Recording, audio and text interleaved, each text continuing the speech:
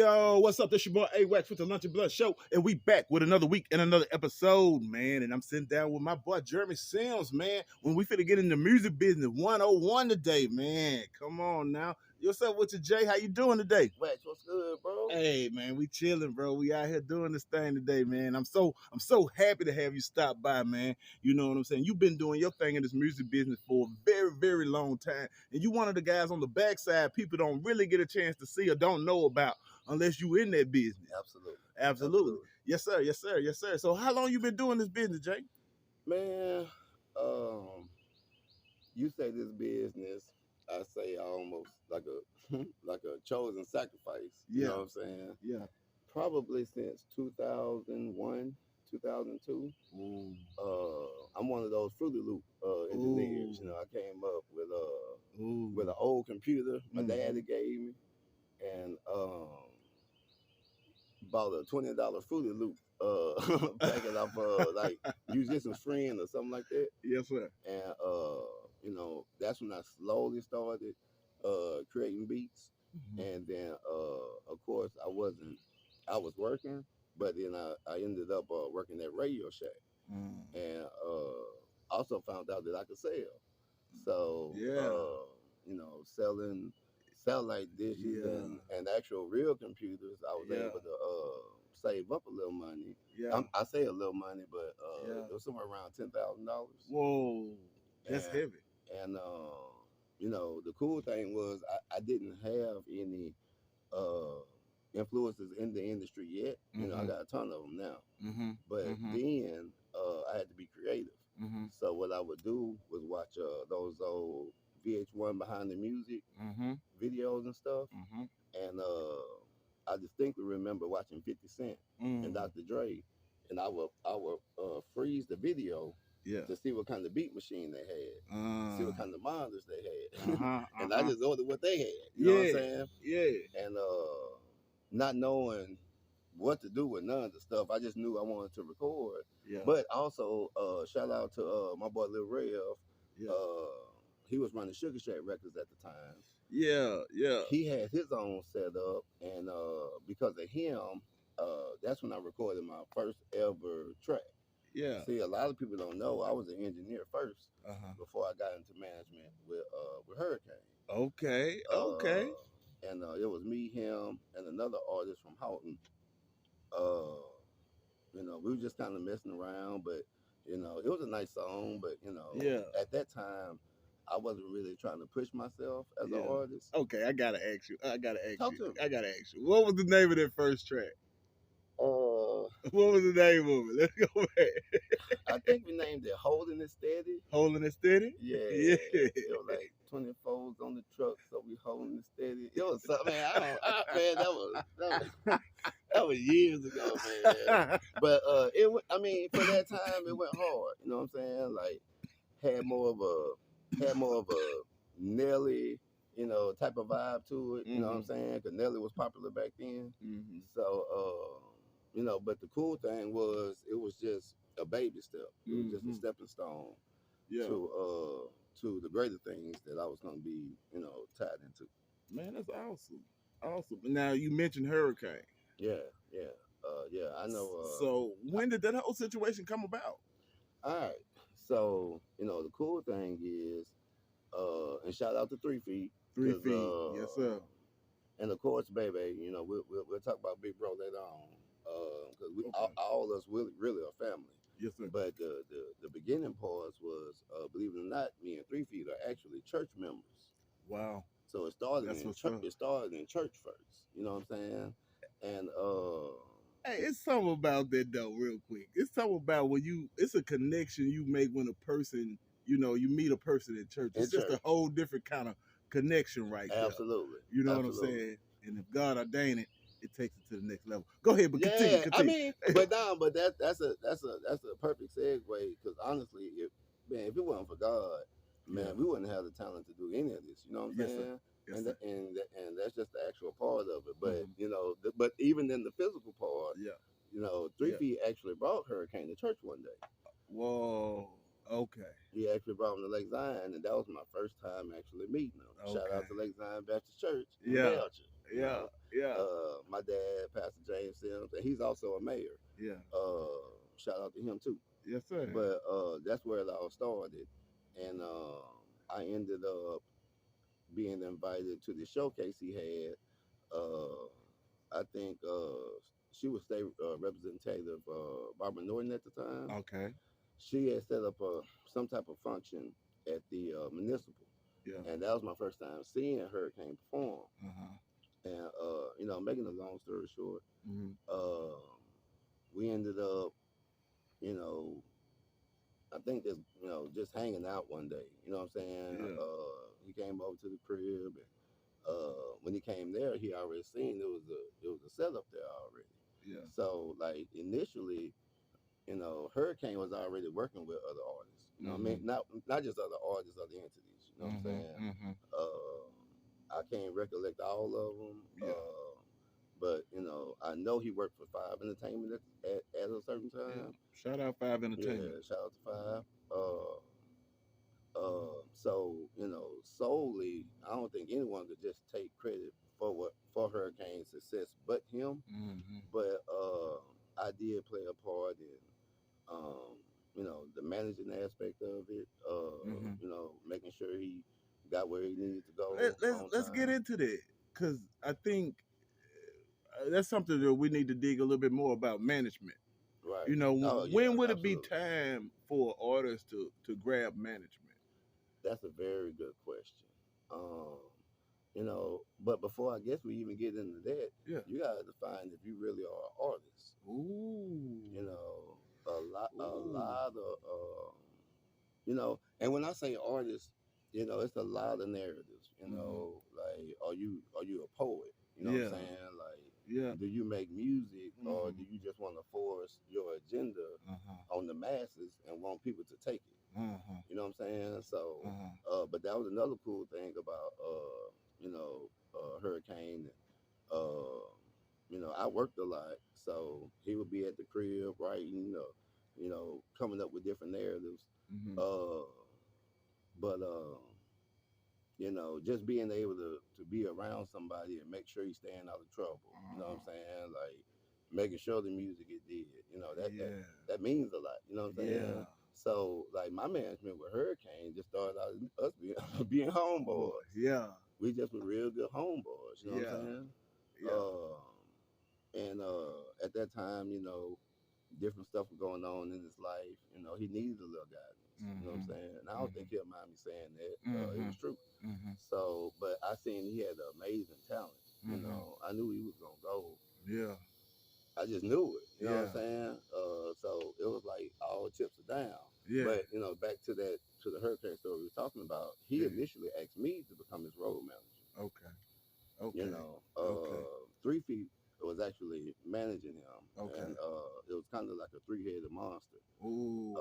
3 Feet took care of the street stuff and Yeah. a lot of the booking. Uh-huh. Also, shout out to Collie Park and Mama Crooms and Uh-huh. Derek Crooms and Michael Crooms, Yeah. because they did a lot of booking with us also Mm-hmm. as Hurricane progressed. Mm-hmm. And so you was asking about the artistry. Mm-hmm. Man, it takes all that. That's what Mm-hmm. you mean. That's what you Mm-hmm. need management for. Mm-hmm. But most artists don't know you need that. You know Mm-hmm. what I'm saying? Mm-hmm. Nah, Mm-hmm. I got a hot song. Mm-hmm. See, and that's what's crazy. Someone would have a hot song and feel like, okay, well, I don't need anybody. I got a hot song. You know what I'm saying? That's But that's where you're wrong that if more than any time, at. Uh-huh. that's when you need proper Gas. management. Yeah. You know what I'm saying? You gotta come up with something for people to buy, for people to sell. Yes. A Uh, marketing plan. yeah, you know what I'm saying? But it's even dumbed down simpler than that, Wax. Yeah. Like if you're a salesperson of any type, Uh-huh. what are you gonna sell to people? You gotta Uh-huh. have something they want. Uh-huh. So your music has to appeal to the masses. So if Uh-huh. I could tell any artist, like that's the number one thing y'all gotta do first, Uh-huh. is make sure the music is not for you, the artist. The music is for the people. Mm. the music. You know what I'm saying? Mhm. And that's why I've always positioned myself, whether I was uh, representing the music artists. I mean, Mhm. every day, I represent Bears Town and Country as a client advisor, Mhm. not a car salesman. Mhm. I advise people on the type of products they should have Mhm. based off what you tell me you need it for. Yeah. So it's the Yeah. same thing with the artist. You know Yeah. what I'm saying? You got to find out the needs. You gotta find, yeah, you know what I'm saying? What's important to the consumer. Mhm. So as an artist, you know, some people don't want to conform, but watch Mhm. this. Some people don't have to conform. You know what I'm Mhm. saying? Like you go to people like James Brown. James Brown had a formula that he knew Mhm. was gonna work for the masses, Mhm. but guess what? It worked for him too, Mhm. because he wasn't gonna conform to it. Mhm. So if you're gonna be an artist, you Mhm. gotta be able to have that power. You know what I'm Mhm. saying? Mhm. And then you gotta have proper management Mhm. to manage the look, to manage Mhm. that moment. Mhm. Because I mean, we all know a lot of artists that was Mhm. buzzing in the streets at one time, Mhm. but the disconnect is what is management doing for you? Are Mhm. you still working with that management group? Mhm. Do the artist and management have the same opinion, same Mhm. goal? You know what I'm saying? Mhm. Mhm. So, like I used to tell artists that I would consult, um, it's like a formula. You know what I'm Mhm. saying? And, that's what was great about Hurricane situation, because I used to call it the perfect storm. You know what I'm Mhm. saying? Mhm. You had what Hurricane brought, you had what I brought, you heard what 3 Feet brought, Mhm. and it just formed this perfect Mhm. formula. Like Mhm. even the song "Gay Baby." Mhm. Like ABA in essence is a real testament to what happened to him one night. Mhm. That riding in the lack with a mug, that's Mhm. the same blue Cadillac I had, Mhm. Wax. When Oh. we used to work at Yeah. Yeah. for the other group. You Yeah. know what I'm Yeah. saying? Yeah. We ain't gonna Yeah. tie nobody else in there. Yeah. But when Yeah. we Yeah. saw cars together, Yeah. Yeah. that's Yeah. where I purchased that blue Cadillac. Yeah. So Yeah. that's where they're riding in the lack with a mug. But Yeah. long story short, ABA was a champ Yeah. that we would say, the baby, because they run to To the the DJ DJ booth. booth. Yeah. Baby, hey, play my song, man, play. Play, hey, baby. No, Play it my wasn't even. song. Watch this. Before that even came, like your song could have been geeked up. Hey, Yeah. baby, play geeked up. Yeah. Hey, baby. Hey, baby, But even before, hey, baby wasn't wrote yet. I'm telling you, this where he got it from. Like Bebe just wasn't the man. Like people would run up to the DJ booth with a request for a song, Yeah. any song. Yeah. So it could have been Young Jeezy. It could Yeah. have been Yeah. whoever. Yeah. Hurricane seen that. Yeah. You know what I'm saying? Hey, Bebe. You know what I'm Yeah. saying? Yeah. Then Bebe and Hurricane did come together. Hey, little bro, Yeah. come up with me something. And see, it was a perfect storm because Hurricane is a great rapper. Yeah. But I seen him at his heights of his career. Yeah. And when he's in that right element, Yeah. man, It's serious. it's hard for you to deal with. It's serious. It's It's hard for you serious. to deal with. It's So, serious. and shout out to Hurricane Chris. Yeah. You know what I'm saying? Yeah. Like, we spent a lot of time on the road. We spent at least a year and a half Wow. touring. We was on a 4-month tour with Chris Brown, Wow. in his younger days. So I think that was 2007. 2000. So let's get into road life. All right. Let's talk about that tour All right. life. Yeah. Let's Yeah. talk about Yeah. Anybody that's ever been on tour know the pain. Well, it's some blessings, Yeah. but it's some hardships on that. It's some too, hardships in man. it. It's, Like, it's not all with yeah, it ain't always. It's a job. It's a job. That's the perfect setup. It's a Perfect job. setup. Yeah. It's a job, man. It is rewarding. Mhm. I remember times we was on the road where we'll have, man, forgive me for not remembering the venue, Don't worry. but it was somewhere in the South, and we were just used to doing these large, massive events, 20,000, 30,000. Yeah. You know what I'm saying? These big Yeah. jam fest, and we Yeah. did something like that with Chris Brown back in his early days Yeah. in West Virginia. Yeah. And a lot of people don't remember that. That's where Yeah. Chris Brown is from. West Virginia. Yeah, you know, he Yeah. used to rep the VA and Yeah. all that in his Yeah. early records. Yeah. So, Yeah. that's what we first shared stage, Yeah. and then God blessed Hurricane to share a platform with him on a much bigger scale Yeah. when he had the exclusive tour. Mm-hmm. Most people remember the tour because that's Mhm. where he did the "Let Me Take You Down," when Mm-hmm. he was on that platform and had Yeah. the dancers and platform spinning and all Yeah. that. Yeah. Yeah, I seen that every night. I got tired of seeing it. That nigga spinning again. Yeah, That nigga spinning again. Singing, baby, all them Here motherfuckers you go, blinded Chris. Yeah, shout out to Chris, man. But nah, and Chris was cool, man. Like, Yeah. that was a big deal for him, Yeah. and I still appreciate that opportunity because it allowed us to work with Diddy, Yeah. share stage with Diddy, Mary J. Blige. Yeah. Like Hurricane was really in some good opportunities. You know what I'm saying? He was in a good position. Absolutely, and still is. Still in a great position. But a lot of people don't give him accreditation in that regard. Like a lot of these younger rappers, Yeah. I hear them say, "Oh man, I'm the next Hurricane Chris," or, Yeah. I've done what Hurricane Chris have done. No, you a doggone lie. Uh-huh.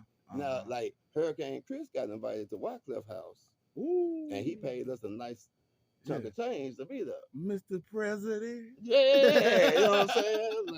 Like the man here, honcho of the food. Yeah, you know what I'm saying? Like real hip hop. Yeah. So that was cool, and I shared VIP with Wendy Williams. Oh yeah. When she was on her rise, like yeah. God didn't allow me to be around some real influential people. Hey. Met Clive Davis. Yeah. He actually did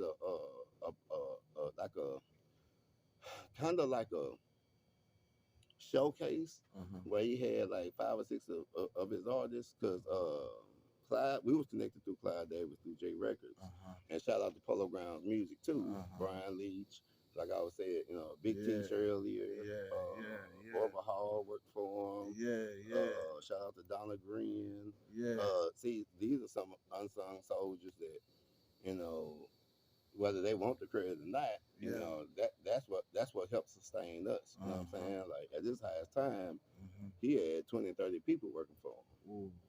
Just making it look easy. You know what I'm saying? Yeah. So and much like a well-oiled machine. Yeah. Everything got to work together. Got to work together, bro. Got to work together. Man. And if one thing fall out of place, break. You got to be able to fix that on the dime. And watch this. While me and Hurricane was on the road for a year, and we never missed one show. It was just too important. You know what I'm saying? Like you said, that's your job. You know what I'm saying? So I'm waking up 4 or 5 o'clock in the morning. I got to wake up a little rapper that's rock the stage all night. He got the right to be sleepy. Yeah. But we gotta go. You know what I'm saying? It's time to get it. And you gotta have a manager that knows how to do all that without having to put punches on you. And all this old stuff. Yeah. You know what I'm saying? Make it make sense. Exactly. They used to call me the president on the road, but the main reason, long story short, I used to wear suits. Because I would lead church and go to Coco's. Yeah. You know what I'm saying? Yeah. And people used to say I look like Barack Obama. Oh. So they said, Mr. President. They started calling me the president. But then my homeboy started calling me that because I was the dude that would always figure everything out. Yeah. You know what I'm saying? Like, we need to get to Alabama. We got to get to Texas, whatever. Yeah. What we going to do, Jay? So, like, I would always, have like an Escalade, a big third row seated vehicle or something. Right. Yeah, and we slide. You know what I'm saying? Yes, so, but yeah, man, management is either as important or in some cases more important than the artist. And the artist got to know that too. But at the same time, watch this. It's a mind thing on that regard. But guess who's going to get the most money? The artist. The artist. You see what I'm saying? Yes, sir. Like that's another reason why I'm in the position I am in life. You know what I'm saying? Like I still dwell in the music game, not like I used to, but that's because I found other ways of getting money that actually makes more sense than the music game. You know what I'm saying? Yeah. So, sometimes you just gotta do what makes sense first, and then double back and clean up on whatever's next. But it's all about whatever narrative you take. Now, if you want to be an artist, you say you're a rapper. God gave you the ability to be a rapper, and you find a good manager. You say your prayers. Sky's the limit. Come on. If you do it every day, you stay consistent with it. But you gotta be able to take the negatives too. You know what I'm saying? Like a lot of people aren't gonna believe in you. You gotta believe in you. You can't get mad if somebody else don't believe in you. You know what I'm saying? Cause watch this. When you make it, them the same people calling you. They're the first one. Hey man, congratulations. You know what I'm saying? And then watch this too. As an artist, you gotta be okay with that too. For real. You know what I'm saying? Like the artist gotta want it more than anybody. You know what I'm saying? So there you go. And if that's the case, and you got it, you're gonna be at the finish line. Finish line. But I tell people this all the time. In the music game, it's a marathon. Yep. It's not a sprint. It's not a sprint, baby. You know what I'm saying? A lot of artists want to sprint to the top. Nah, man. Like if you know the history of real hip hop greats, and like I love DMX. I never met him. Yeah. That's one of the only people I didn't meet, but I know his history. Yeah. It took him 7 years to break. To get to the X we know. Yeah. And he lived in the market where there's 8 million people. Come on.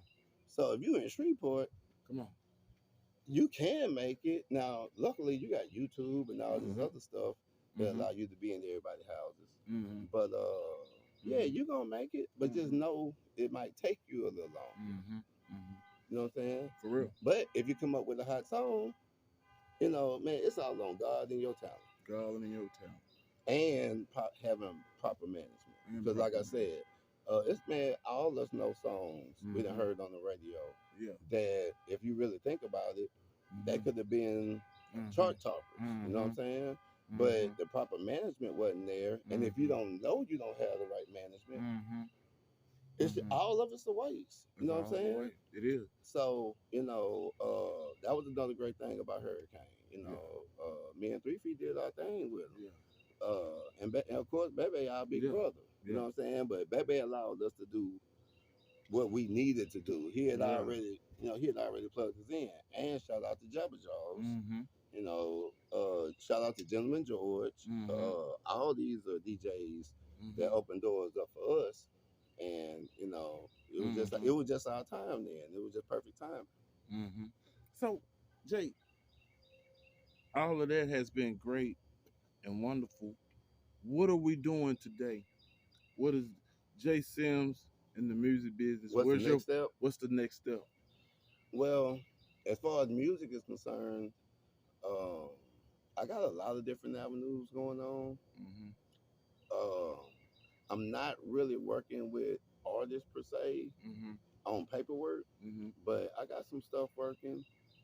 I've also got back into songwriting. I don't know if I will be, performing these songs, but I got into songwriting.